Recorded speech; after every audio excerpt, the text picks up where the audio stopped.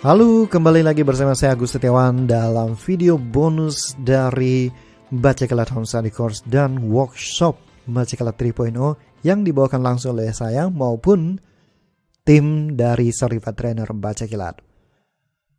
Baik, dalam video ini saya akan membahas tentang bagaimana merancang kurikulum pengembangan diri Anda. Nah, kalau kita tidak punya kejelasan tentang kurikulum apa yang akan kita baca, kita mau kemana, maka kita akan menyerahkan pertumbuhan diri kita secara random. Dan kalau kita menyerahkan pengembangan diri kita secara random, maka kita hanya akan menjadi mediocre. Kita tidak akan mengalami kemajuan yang berarti dalam hidup kita. Jadi dalam video ini, saya akan menjelaskan bagaimana saya membuat kurikulum pengembangan diri saya, sehingga saya tahu buku-buku yang tepat buat saya itu apa, dan buku yang tidak sesuai dengan apa yang saya inginkan, saya akan abaikan, tidak perlu memberikan perhatian, tidak perlu memberikan uang untuk membeli buku itu, sehingga saya lebih happy, sehingga saya lebih terarah dalam membaca buku, dan saya tahu buku apa yang saya butuhkan dan mana yang tidak saya butuhkan. Oke? Nah, banyak orang yang tidak membuat ini sehingga dia merasa, oh ini bagus, dia ikut, dia baca, dia beli. Tapi begitu dia beli bukunya, dia tidak ada dorongan untuk membaca buku itu lagi. Tidak ada motivasi karena kayak motivasinya hilang muncul begitu saja. Why? Sekali lagi tidak ada kejelasan untuk kurikulum pengembangan dirinya. Baik. Ini adalah tabel, saya akan share link untuk Anda modify tabel ini sesuai dengan yang Anda inginkan di bawah video ini, alright? Anda bisa akses file ini dan Anda bisa ubah atau Anda bisa copy ke komputer Anda sehingga Anda bisa mengubahnya untuk diri Anda sendiri. Ini sangat sederhana, jadi awalnya saya memulai membuat kurikulum pengembangan diri, saya juga rasanya ribet banget, ini gimana caranya? Tapi saya permudah seperti ini. Alright. Saya akan menjelaskan dua hal sekaligus dari sini. Yang pertama adalah merancang kurikulum pengembangan diri. Yang kedua adalah bagaimana kita menentukan the highest first-nya kita. Hal yang paling penting yang ingin kita raih sekarang. Alright. Jadi kita menjalani kurikulum pengembangan diri kita juga sesuai dengan highest first saat ini. Baik, mari kita mulai. Pertama, kita harus mendefinisikan best life-nya kita masing-masing. Anda mau best life seperti apa? Seandainya ini berjalan sesuai dengan apa yang Anda inginkan, maka best life-nya Anda itu seperti apa? Best life-nya saya langsung Anda bagi ke dalam 5 kategori. Financial, produktivitas, relasi, kesehatan, dan spiritual. Oke? Nah, lalu tuliskan minimal 2 goal. 2 goal sudah cukup ya. Karena Anda tidak ingin terlalu banyak fokus. Kita hanya ingin mencapai goal-goal paling penting. Saya sebut itu dengan keystone goal. Keystone goal adalah goal yang ketika kita capai akan memberikan dampak ke yang lain, atau goal yang lain akan tercapai dengan mudah sendirinya. Oke. Pertama, saya tulis goal saya di bidang finansial. Misalkan membangun 7 lagi sumber penghasilan otomatis. Oke, kalau Anda perhatikan di sini, kalimat saya itu bukan saya memiliki 7 lagi, bukan seperti itu, tapi saya membuat goal saya dalam kata kerja. Oke, jadi ini akan membuat saya fokus untuk melakukan sesuatu. Oke, 1, membangun 7 lagi sumber penghasilan otomatis. Oh, ini ada sambungannya. Sampai 31 Desember 2019. Alright. Anda harus kasih deadline. Kemudian membangun portofolio investasi senilai 10 miliar rupiah sampai 31 Desember 2019. Oke. Untuk di bidang produktivitas, membangun 24 aset bisnis yang produktif di 7 aspek bisnis sampai dengan 31 Desember 2018. Kemudian yang kedua, membangun KPI yang jelas dan menyatukan tim dalam sistem yang mendukung satu sama lain sampai tanggal 31 Desember 2018. Kemudian di bidang relasi, saya memberikan waktu waktu dan perhatian penuh saat bersama keluarga. Oke. Terkadang secara personal saya masih lebih melihat gadget. Nah, oke. Terus yang kedua, membangun karakter pantang menyerah dan growth mindset pada anak-anak kami. Oke.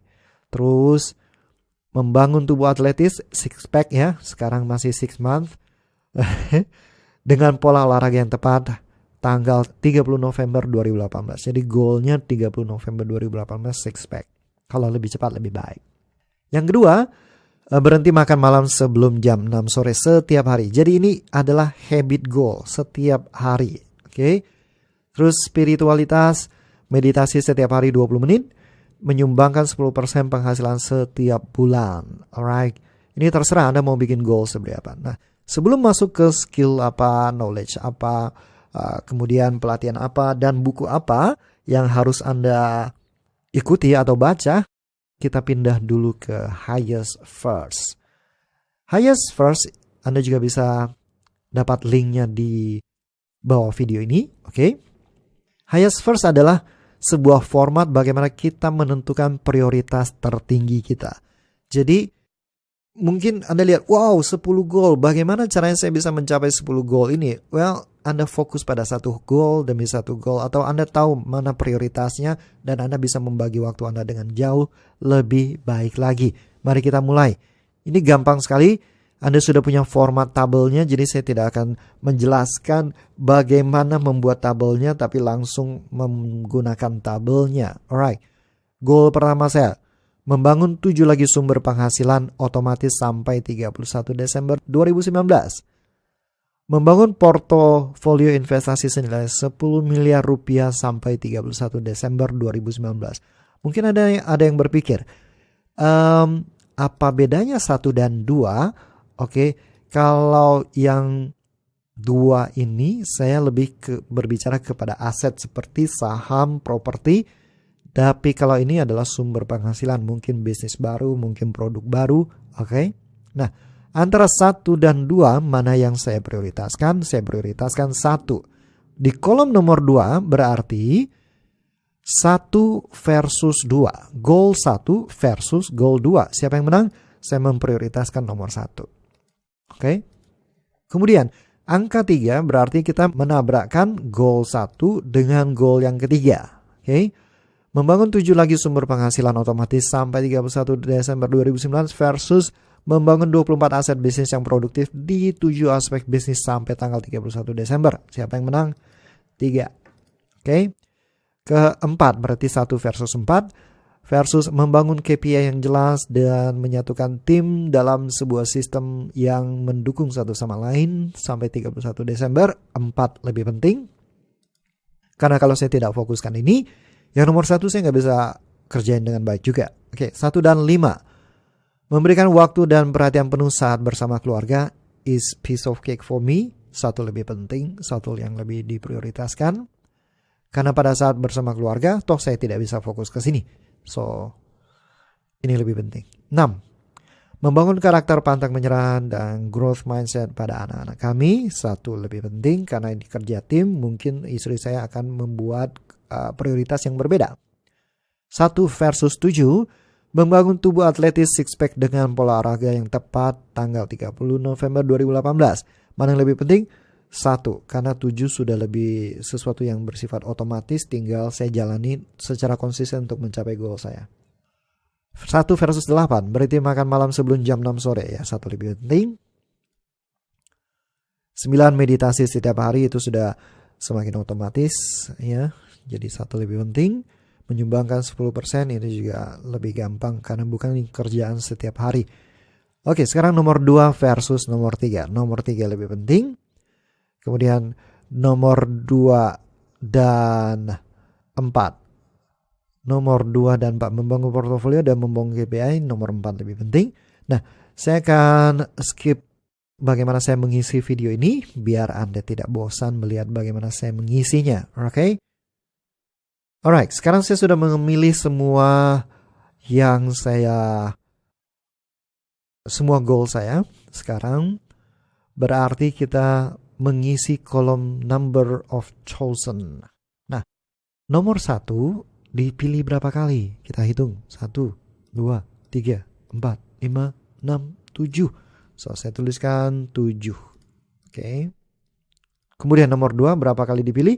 1, 2, 3, 4, 5, 6. Oke, 6. Kemudian nomor 3 berapa? 1, 2, 3, 4, 5, 6, 7, 8, 9. 9.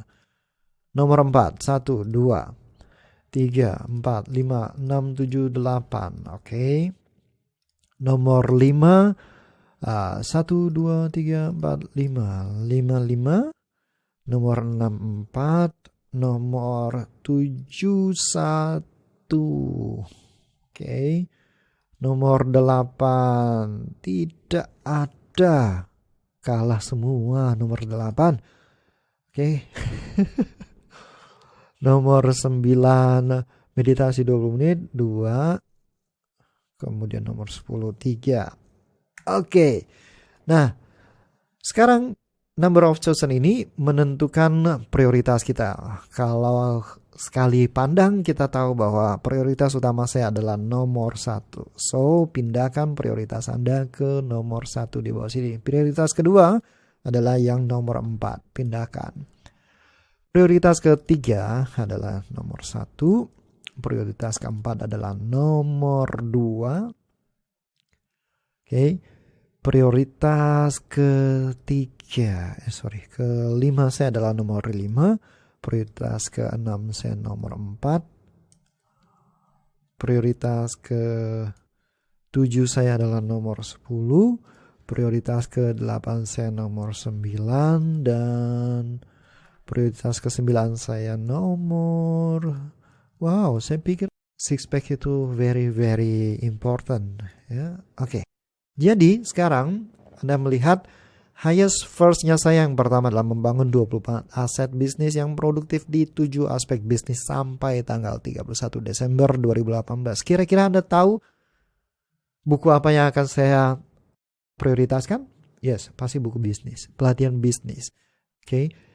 So, sekarang Anda sudah bisa mengisi ini, Anda sudah punya acuan tentang apa highest first-nya Anda. Kita kembali ke kurikulum pengembangan diri.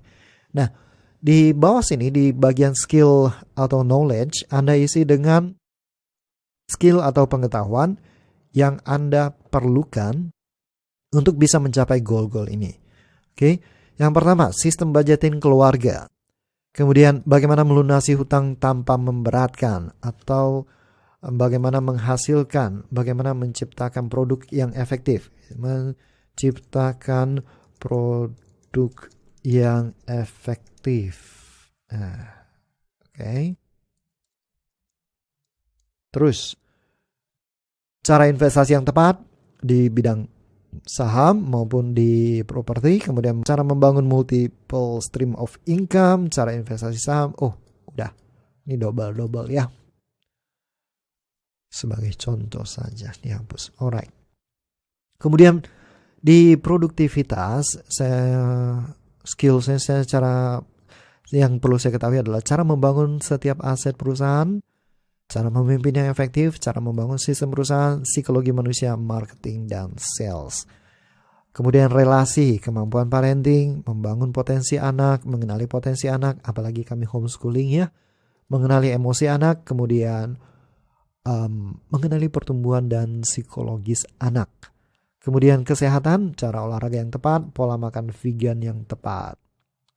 Spiritual skill, being present. Being present itu harus jadi sebuah skill.